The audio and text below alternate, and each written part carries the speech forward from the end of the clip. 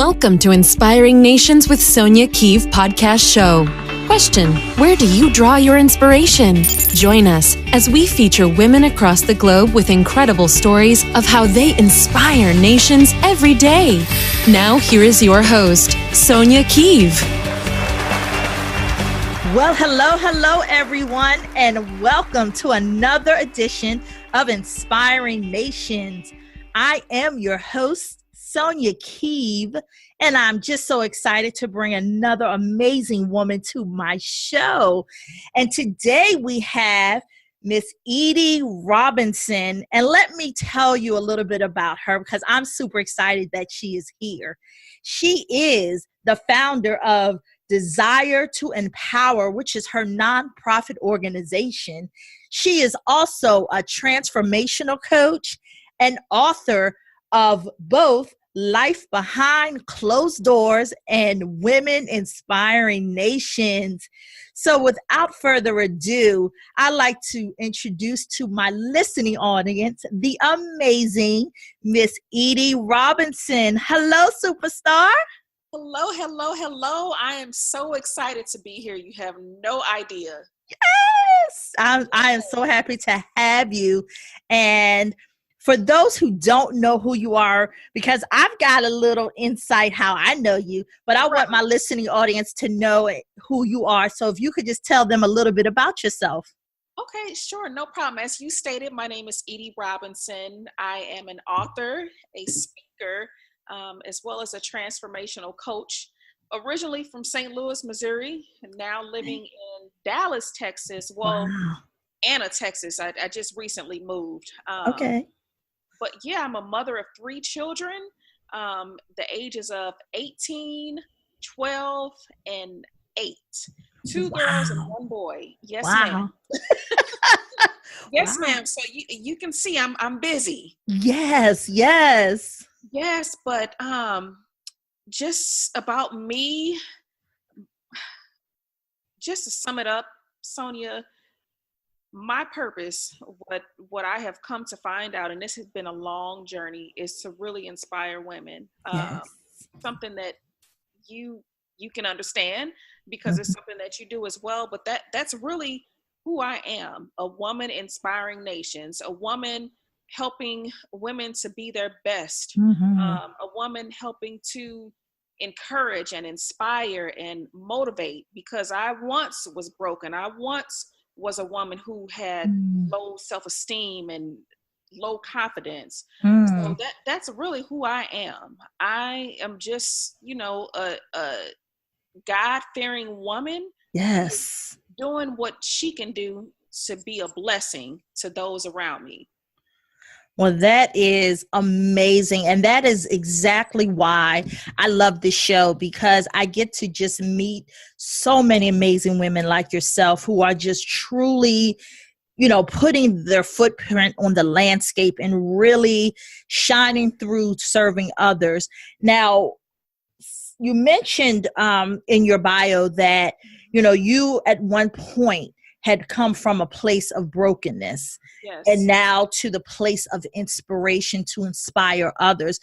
Can you tell us a little bit about how you were able to make that transition? Yes, I can.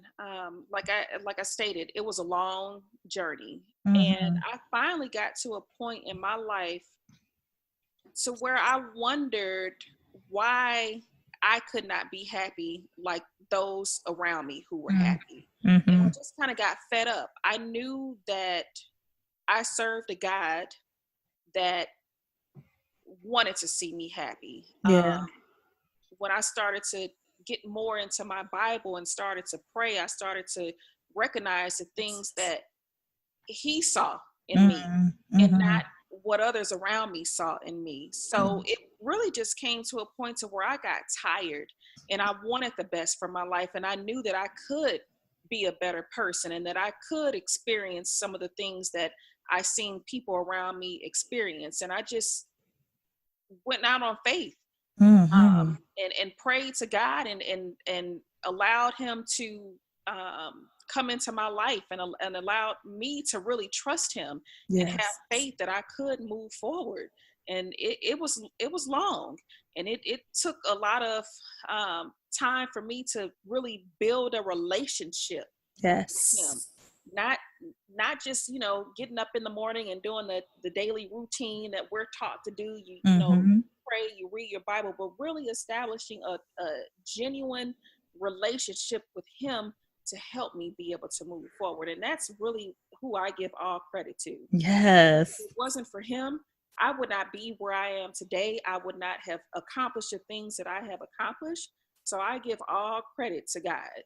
Yes. Well, amen. And I can truly co-sign on that about, you begin in your journey when you can really have that relationship. Like you said, it's not just about reading that Bible and not just about praying or fasting, but it's really about having that conversation. Yes, ma'am. And being able to just really just express to your Father the things that you need, the things that you want. And so with your nonprofit organization, it just mirrors so well to our talk today, because you're the founder of Desire to Empower. So tell us a little bit more about that. Well, to be honest with you, Desire to Empower is something that I never thought. It's funny how the Lord works, Yes. During the time where I was like really on this journey of trying to figure out who Edie was and trying to figure out my purpose, he literally gave that to me. I remember being awakened at 2:00 in the morning one night, and I just kept hearing Desire to Empower. And I'm like, okay, Lord, what does this mean? When are you going to reveal this to me? So as time went on, he kept giving me things. He gave me a mission and a vision. And when I sat down and thought about it, I said, okay, now thinking back, I always said that I would want to do something that would be able to help people, that would be able to help women like myself who have gone through things as far as abuse and bad relationships and just all the trials and tribulations that I went through in my life. And like I said, as time went on, it clicked like, okay, this is what I'm supposed to do. So now what? How do I do this? I don't know anything about running a nonprofit. So really, I just started studying and getting information off the internet and just asking people around me that I knew that had nonprofit organizations. And that's pretty much how it was birthed. I remember I moved to Texas. Okay. While all of this was going on. Wow. So just imagine me moving to another state, a single mother with 3 kids, starting a nonprofit and trying to have a conference. Wow. It was a lot. My family, they were like, you are doing too much. You're crazy. It's too much. And I said, I know it sounds crazy, but I'm being obedient. This is something that God has told me that I need to do. And when I tell you that first conference was phenomenal, I mean, I was amazed at how many women were impacted and just how everything came together. Because like I said, I had no idea. I had never thrown an event before in my life. Wow. So that's how it all came about. And it's been close to 4 years now. So through that time, I've done a lot of events, women's conferences. I hold a lot of seminars and workshops to help women learn how to establish goals and how to accomplish those goals and how to, learn about career and education planning, and also just being a mentor to women. There's a homeless shelter that I work with here in Texas called Dallas Life. And we've been able to go into their program and assist the women there go from, being homeless to being out on their own. So that's one of the things that I'm really proud of, because even how that all came about was God. I actually had to drop someone off at the homeless shelter. And when I got there, I said, whew, it's something about this place. I'm supposed to do something here. And it's all worked out that way. And that's what the mission of Desire to Empower is to really guide, educate, and support women in accomplishing their goals and teaching them the things that they might not have been taught, because a lot of the women that I work with are from underprivileged areas. So they most of the times don't see anything but negativity around them. And they feel like, that since they're in the place that they're in, or their economic backgrounds, or what they have gone through in their past, that they can't move forward. And we're just a voice to them, letting them know that, you know what, you've been through these things, but yes, you can overcome. Yes, you can achieve your goals. Yes, you can overcome any obstacle. And I stress faith in everything that I do. Yes. And we incorporate that into everything that we teach, the way that we advise, the way that we mentor, because it's just something that I feel strongly about. And I know that God has given me this, so I'm going to acknowledge him in everything that I do. Yes. Well, I have to just say, truly kudos to you, because I love to see women supporting women. And, that's the reason for this platform, for this show, because, we get a bad rap that we're just these crabs in a barrel, that we don't support one another. But the type of women that come to you, because you mentioned many of them are from underprivileged environments. So I can only imagine for someone coming to you for the first time, like, how do they even make that connection to reach out to your organization? Well, we try to do a lot of promotion and like different events and community centers that are around those areas, to let them know that we're out here. And a lot of the women that I come in contact with are from referrals. People that I may have worked with on an event, or people that I've met at different networking events, which is amazing. You would never think. That's pretty much how I get in contact with most of the women that we interact with, is from referrals or events, or us just going to different organizations or community service type environments, and letting them know that we are here and that we're offering services and want to be of assistance and help. And then what is the result from some of the women that have worked with your organization? Like, how do they feel afterwards? Oh, man. It is amazing. The most amazing feeling when you have women come to you and say that because of you or because of your organization, I was able to gain the confidence to get into school, or to want to start my own business, or to just have goals, even, have goals and have an action plan on how to complete those goals. So when I get those calls and those text messages and those emails, that's like the best feeling ever, because to see not only them going through that process, but to see a positive end result is the best thing, because you know that what you're doing is effective. And it's not just them, listening and then going on with their daily lives, still continuing to live like they were, but really trying to make a conscious effort to make a difference in their lives. And then it allows them to be able to help others around them as well. Wow. Amazing. Yes. That is amazing. And I know that feeling, because there is something amazing when you serve others. It's the blessing that you get, and not from the gratification of self, but truly seeing the transformation of the clients that come to see you, and knowing that there's the resource for help. Because, as you know, or been following, this week, we had the horrible story of Kate Spade, who had recently committed suicide. And, mental illness is real. And especially with women, because we wear so many hats. I mean, like you said at the top of the hour, you move into a new state, you're hosting a conference, you still have to raise your 3 kids. And it can be overwhelming because we want to be the superhero in our children's lives and in the lives of the people we serve.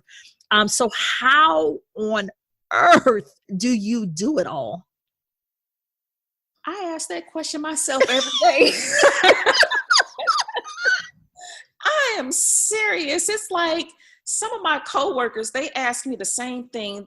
They are like, you are involved in all of these things outside of work and work a full-time job and have children and you're in school. How do you do it? And I said, to be honest with you, I cannot answer that question because I don't even know. I said, sometimes I feel like the Lord has given me extra hours in the day.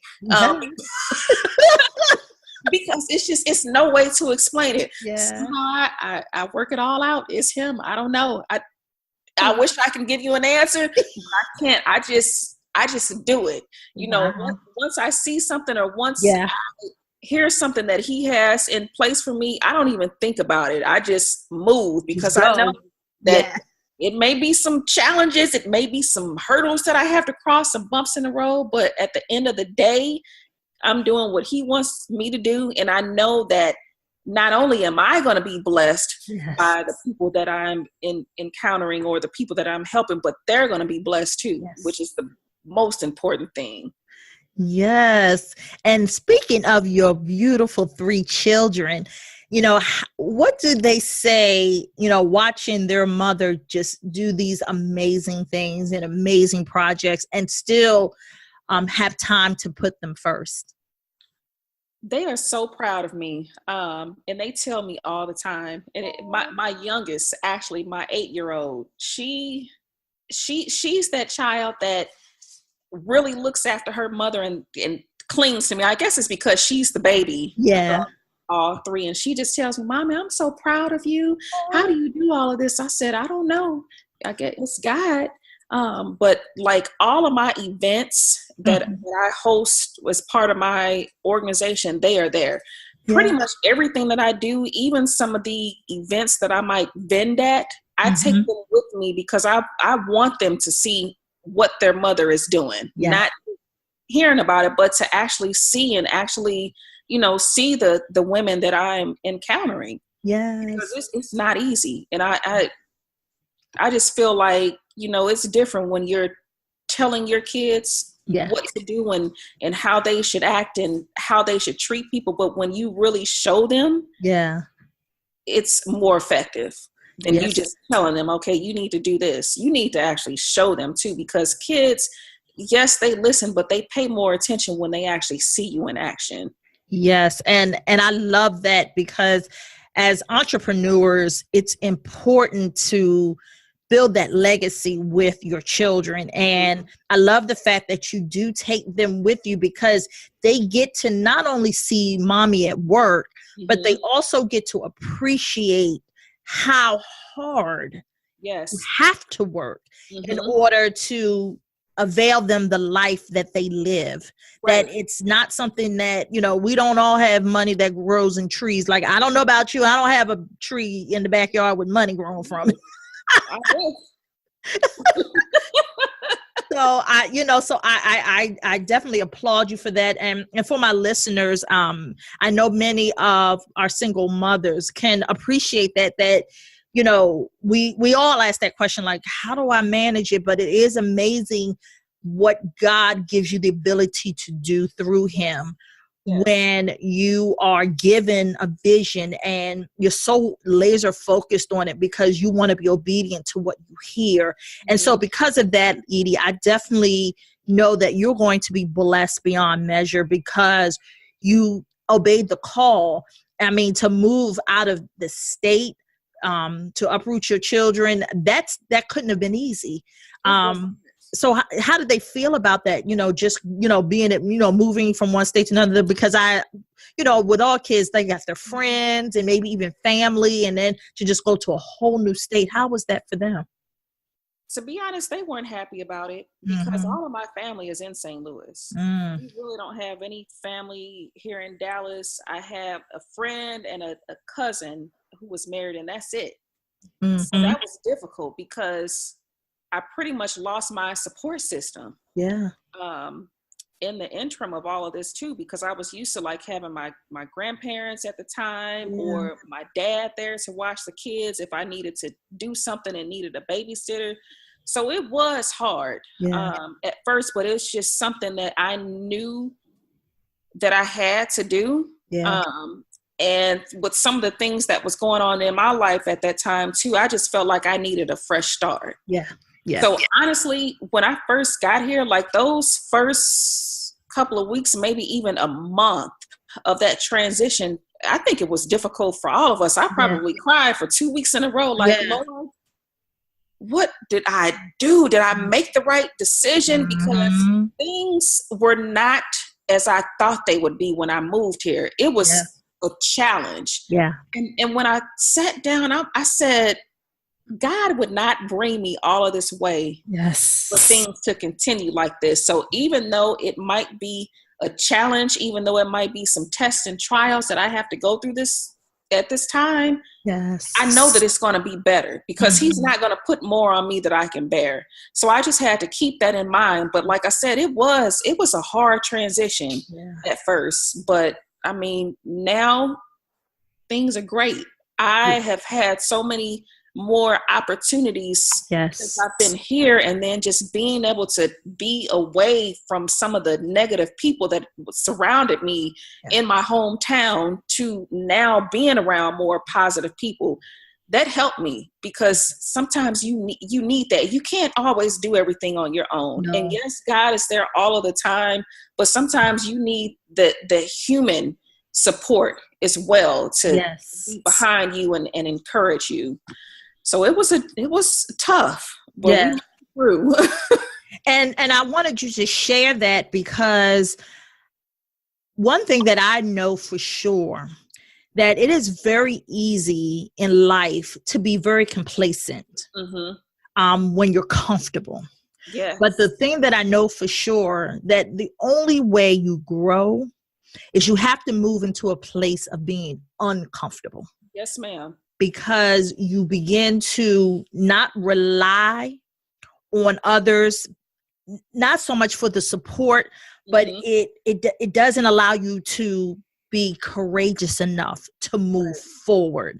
Yes. And I can speak to that and to my listeners because I went through the same thing of, staying in a job, just being really comfortable with it and thinking, this is as good as it's going to get. But at some point, you start to get this inner feeling that there's got to be more. Yes. I'm yearning for more. I'm hungry for more.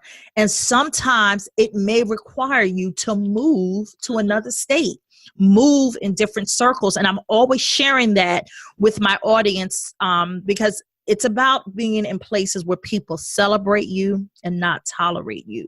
Right. And even with family, sometimes they can be the biggest critics. So I am so glad that you were brave enough to make that choice, even though it was hard. But what I want my listeners to know is that you got to have that stick and stay, right? You got to have that because it requires for you, if you're wanting to receive radical blessings, you got to make some radical decisions. Would you agree? I agree. Yeah. So, so kudos to you. And now we're going to turn the tables because you are also a published author. Yes, and the reason why I'm so excited about this is because Miss Edie and I, we're both co-authors actually in an anthology, Women Inspiring Nations. Now, I know why I said yes to the project, but I want to know, why did you say yes to the project? Oh, man, I said yes to the project because I knew I needed to get more of my story out. Yeah. I just knew the platform that was put before me would allow me to be able to inspire the nations. Yes. Not just my little small area where I am, and then just honestly the opportunity to work with Miss Cheryl Wood. I mean, who would pass that up? Hello, who would pass it up? And to be honest with you, Sonia, when I first heard about that, I went back and forth. I'm not even going to lie. That's where the faith kicked in, because I saw it. I said, okay, I know this is something that I need to do, because I need to get my story out. Yes. But she's not going to pick me. Little old Edie, how am I going to be on this? And I went back and forth for the longest, like, okay, should I try? Should I not try? And finally, I just said, you know what? I'm just going to try to do this and see what happens. The only thing that can happen is that they say no. Yeah, yeah. They said yes. I said, Lord, oh, you are good. Yes. Because the people that are on this project are the people that were supposed to be on the project. He knew before we even knew. Yes. And, you know, and shout out to Miss Sherwood. You know, she is truly an incredible visionary. And, you know, and I'm forever, ever blessed to not only know her, but to have been part of this project, because since I said yes to it, my life has forever changed. And so, and I was so honored to be alongside you and the other incredible women who are part of that project, and watching their lives just bloom has just been amazing. So truly shout out to Ms. Sherwood. Thank you so much for giving us all the opportunity to shine. And so before I let you go, just tell us, you know, how can they get in touch with you? How can our listeners get in touch with you? They can definitely reach out to me via my website. Either one, my personal website, www.edie, and that's EYDIE Robinson.com, or my nonprofit organization, that's www.desiretoempower.org, or they can email me at Edie@EdieRobinson.com, or also, you know, all of my social media, Edie Robinson on Facebook or Instagram, Twitter. Awesome. And, you know, you're doing so many amazing things, and I know that you're just going to keep going every single day. So, you know, share with our listening audience, like, what's next for you? Well, I'm working on another book. Yes. It's been a process because it's just been so much going on. But as you know, our project, Women Inspiring Nations, and then I have my Life Behind Closed Doors, which is a great project. And it definitely speaks to what you kind of touched on earlier, with how us as women, you know, go through so many things. We have so many hats that we hold, and like the instance with Kate Spade, everything looks okay, you know, looking from the outside in, but behind closed doors, it's just so much going on. So this next project, I've kind of just been writing. I don't know what it's going to turn into. I'm just allowing God to lead me in this, but I really feel like I need to truly tell my story, because it's just been so much. And I talk a little bit about it in Life Behind Closed Doors, as well as Inspiring Nations, but that's not even a fourth of the things that I have been through in my life. So I just been really feeling led to dig a little deeper into that, and to really allow people to see like where I have really come from, because it's been a lot. People would not even imagine, looking at me now or hearing me now, the things that I've experienced in my life, starting from childhood. Yeah. Well, I cannot wait to hear when this new book idea will come forth. And I would love to have you back on the show when it is released. Yes, I would love to come. Absolutely. And before I let you go, because this, you know, it has been so amazing to have you, I always love to ask my guests before they go. I'm going to give you 3 words, and I want you to tell me the first thing that comes to mind when you hear them. Okay. The first word is faith. God. Love. Motherhood. Inspiration. Edie. And why do you say that?